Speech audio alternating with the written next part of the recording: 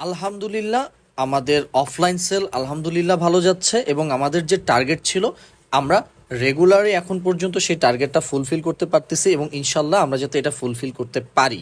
But problem হচ্ছে যে আমরা আমাদের অনলাইন সেল যেটা সেটাকে প্রপারলি জেনারেট করতে পারতেছি না এবং সেটার জন্য দুইটা কারণ আমরা আইডেন্টিফাই করছি। একটা হচ্ছে ফেক সেলার আর আরেকটা হচ্ছে ফেক প্রোডাক্ট।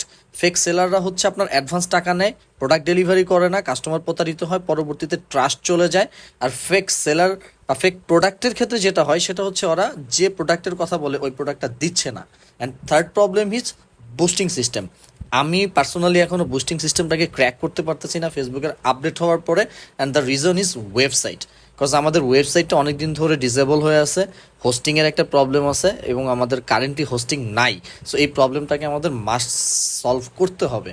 আর একটাই গুড নিউজ, আমাদের 3টা প্যান্ট 1300 টাকার যে অফারটা, সেই অফারটা আলহামদুলিল্লাহ খুবই ভালো চলতেছে এবং কাস্টমার রেসপন্স অসম্ভব ভালো। আর এই সব কিছুর মধ্যে প্রেশারটা রয়ে গেছে। আর যে প্রেশারটা আমি পাচ্ছি সেটা হচ্ছে কাস্টমার চিনে না যে আমার দোকানটা কোন গলিতে। সো এই যে দেখতে পাচ্ছেন ডাচ বাংলা ব্যাংক থেকে সোজা আপনি এই গলিটাতে ঢুকে যাবেন, অথবা যারা জাকেট ডায়েরির পাশ থেকে আসবেন তারা জাস্ট জাকেট ডায়েরি ক্রস করে ডান পাশে যে গলিটা পড়বে সেই গলিটাতে ঢুকবেন। সো ডাচ বাংলা ব্যাংক থেকে লেফট সাইডে আর জাকেট ডায়েরি থেকে রাইট সাইডে এটা ঢুকলেই আপনি জ্যাস্টকে পেয়ে যাবেন।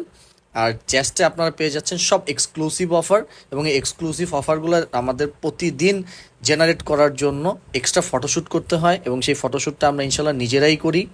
আর মজার ব্যাপার হচ্ছে আমি প্রত্যেক দিন যখন ফটোশ্যুট করি আমার টিম মেম্বাররা খুব মজা নেয় যে ভাই তো চাপে, হ্যাঁ, এরকম একটা তারা মজা নেয়। আসলেই খুব প্রেশারে থাকি, বাট এইসব প্রেশারের মধ্যে কিন্তু ভুলে গেলে চলবে না আজকে রাতে ছিল red moon. So red moon দেখার যে চান্সটা সেই চান্সটা একদমই ছাড়ি নাই। এবং এই রেড মুন নিয়ে আমরা কম বেশি সবাই সোশ্যাল মিডিয়াতে এক্সাইটেড ছিলাম। তো দেখার চেষ্টা করতেছিলাম চা খাইতে খাইতে যে আমার লাল চাঁদখানা কোথায়। আমার বন্ধু আনন্দ আসলো, তো আনন্দর একদম বরাবর টিকলির উপরে হচ্ছে লাল চাঁদখানা ছিল, তখনও লাল হয় নাই। অ্যান্ড ফাইনালি আমি রিয়ালাইজ করলাম লাল চাঁদ তো বাসায়। কালকের দিনটা বেশ লম্বা হবে। সো আজকে এই পর্যন্তই, টাটা।